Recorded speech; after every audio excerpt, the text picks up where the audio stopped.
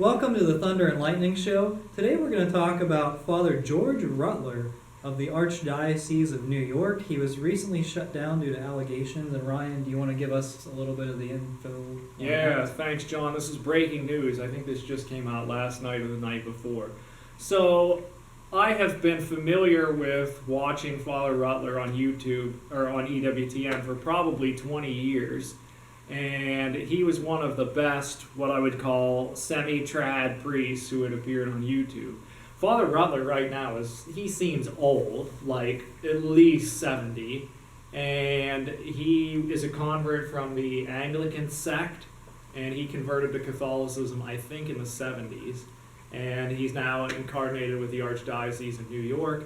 He writes for, I believe, Homiletic and Pastoral Review. I think he had a monthly column that appeared in various places. Several EWTN series, including Christ in the City, and I think the other one is called I Was Glad. Maybe it had to do with hymns. I think there may have been a third series that he did for EWTN.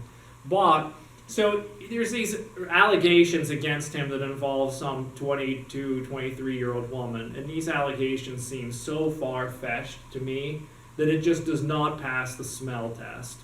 So he is now removed himself, or with Dolan, he's removed himself from that parish temporarily until this whole thing is adjudicated.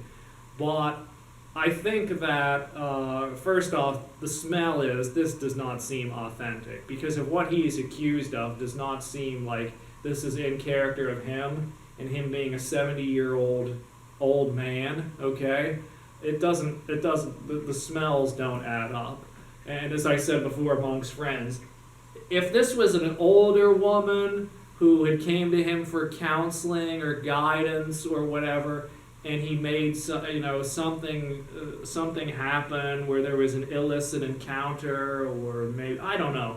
I would find that a little bit more possible, but the way this thing is portrayed, the allegations, I forget who published them, whether it was New York Post or whatever.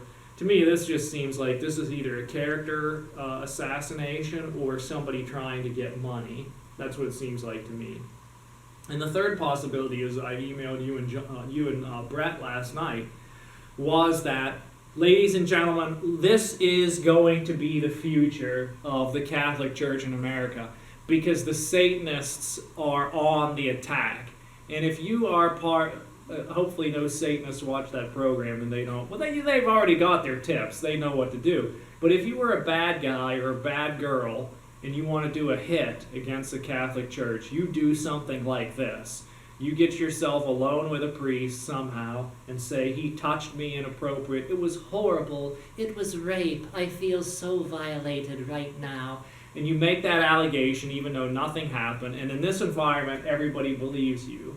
Because it's now #MeToo, believe all women. Unless you make an allegation against Joe Biden or Bill Clinton, then you're not supposed to believe that stuff. Okay, who would do such a thing? Who could call into question the character of so-called President-elect Joe Biden and former President Bill Clinton? We should just bow our heads in reverence. I'm sure that the USCCB heads, like Gomez and Supich and those guys, they probably bow their heads when they hear the name of Joe Biden and Bill Clinton. But anyway, Bishop Sticka has a photo of him and Bill Clinton in his study. That explains a lot, yeah. But back to Father Rutler. Okay, the bad guys are after him. Why? Because he stands up against the homosexual agenda, the transgender. He says, at least used to say, the old mass. And he's had run-ins with Cardinal Dolan before. One of our studio audiences mentioned that he was at a particular parish.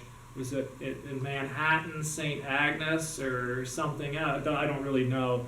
But there was a dispute there, and he was kicked out, and he went someplace else. But I think the bad guys are after him, and they're going to use these character assassinations. So I think this is going to be the future. If there is any priest who seems, for the mainstream, who's too popular, and he's against the homosexual agenda, the transgender, says the old mass, isn't going along with the Francis virus church, then you're going to see allegations like this against him. So if this continues, if this builds and gets momentum, you'll see the whole church will be infected with this. It will have to go underground.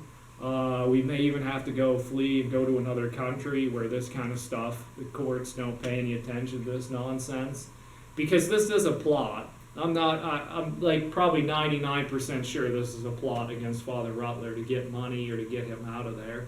But the bad guys control all the levers of power, and they can pretty much do whatever they want to a priest. And it's believed. And the bishop goes along with... isn't it funny? Nobody makes any allegations against Supich or Dolan. I mean, people even made allegations against McCarrick, and it took 20 years for them to actually, kick him out. Or Mahoney, or even Vigano made allegations against Francis that he covered up abuse.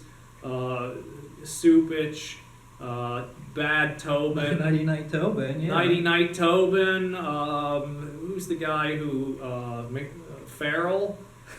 Just go on and on. Nobody makes allegations against these people, but it seems like the good priests they make these allegations against.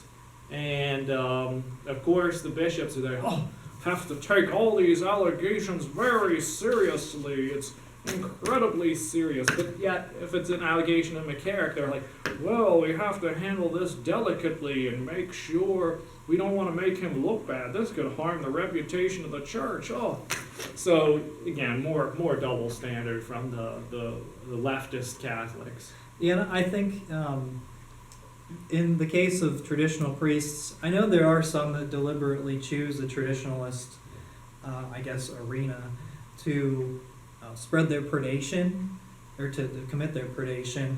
And that's, the thing is, we can't really, we don't know everything. And so I think we need to proceed with caution a lot of times, whether, on any of these allegations. We can't be so quick to throw these priests out just because there was some anonymous allegation that we have no idea what it was. But at the same time, we also should be cautious. I don't think anyone should say, oh, well, he's a traditionalist priest, so he'd never do anything wrong. But at the same time, the whole point of this show is, we need to defend traditional priests, especially when the allegations are a little bit shady. Mm-hmm. So in this situation, it seems like that's the case.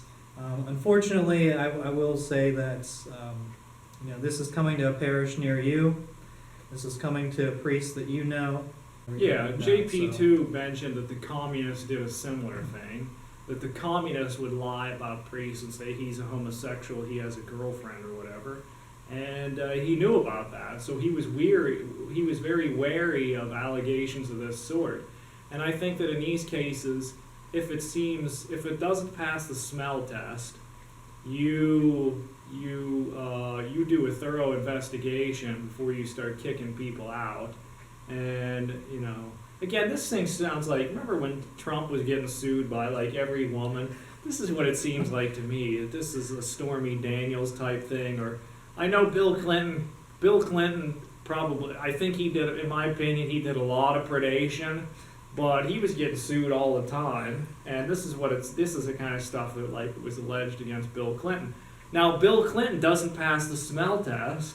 Okay, so if a woman says Bill Clinton molested me, I'm like, I can believe he would do that thing.